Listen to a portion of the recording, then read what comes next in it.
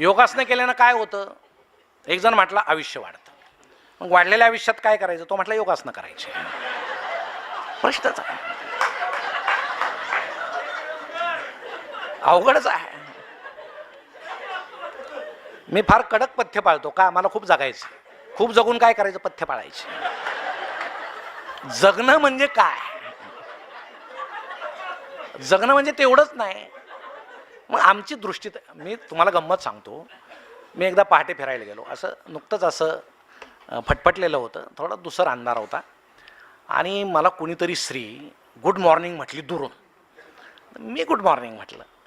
घरी आलो. आता असा आनंद काय लपवता येत नाही ना.